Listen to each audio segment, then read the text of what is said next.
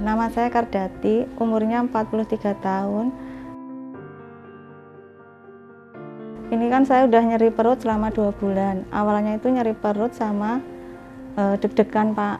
Itu sudah 2 bulan saya sudah periksa ke dokter. Kemudian dari dokter disarankan untuk cari rujukan ke PPK 1. Kemudian saya cari rujukan ke PPK 1, dirujuk ke PPK 2. Karena saya hipertiroid, dicurigai hipertiroid, kemudian dirujuk ke PKU Solo. Akhirnya dari Pak Dokter suruh mondok. Di sini sudah 4 hari ini. Alhamdulillah, saya dilayani dengan baik, dijelaskan sakitnya, hasil labnya, semua bagus Pak di sini. Tidak ada, di IGD itu dilayani semua Pak. Saya tinggal tiduran, admisi atau pendaftaran ya itu.